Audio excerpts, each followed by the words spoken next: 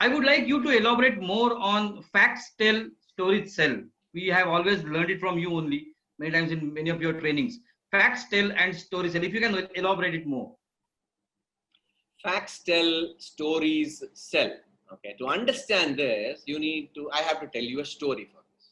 Why this is important. Okay, and this story is about an young villager, okay, young man, okay, who always, he always so curious about creation and why this is all this happening, and he was always, more towards spiritual path and philosophy of life and meaning of life. He tried to ask everyone. Everyone thought he's gone nut loose, and they always discourage him.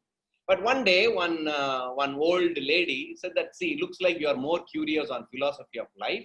I know 200 kilometers from here on a small hill, there is a monastery is there. I heard that there is a master over there. Why don't you go and ask him? So immediately he got really excited, and he packed his bag and he traveled for 200 kilometers and he started trekking the hill. And he went to the top of the hill. He found an amazing, beautiful garden, a lot of butterflies there. And then he saw a very small monastery. And as he entered the monastery, he saw a lot of monks, in saffron robes and walking here and there. He went and asked, I heard a master here. I have a lot of burning questions in my head.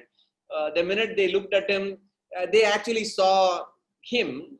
The minute they saw him, they saw them few years before. They said, okay, go to their office and register your name. They will guide you. So he went to the admin office and he said, I want to meet the master. He said, okay, no problem. Just sign this register. 4 o'clock, master will come and do a lecture. Darshan will be there. Go and sit in that big lecture hall. So he went and sat there. Lot of disciples and monks were sitting, and along with him he was sitting, and 1.5 hours the master gave one big lecture, and a lot of young disciples were asking a lot of questions. For every question, when someone asked, the master used to tell a story. He will not answer it directly. And whenever he told the story, everyone started clapping and said, wow, fantastic. And this guy started scratching his head.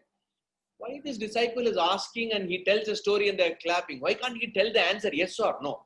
So he became so curious now to go and ask him, okay, why are you telling a story? Why can't you just directly tell what is this creation and philosophy of life?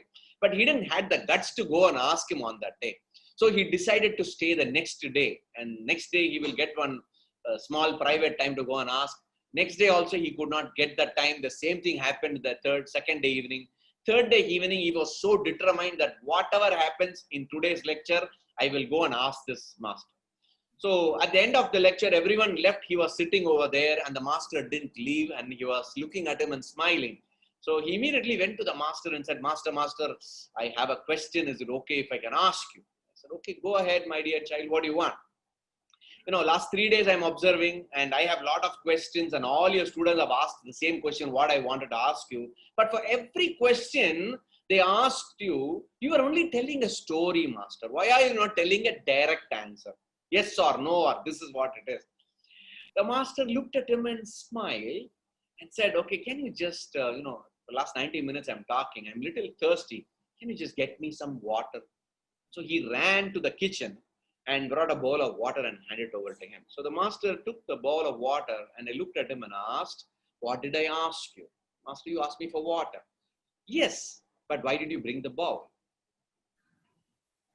So it was a big question mark for him. He said, no, then otherwise how will I give you the water? Then he looked at him and said, that's called stories. Stories are the bowl which carries the message along with it. And that's the reason why I tell stories.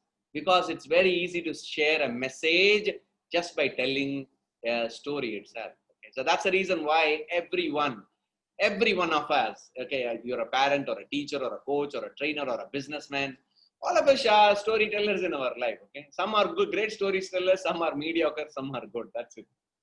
That's the reason.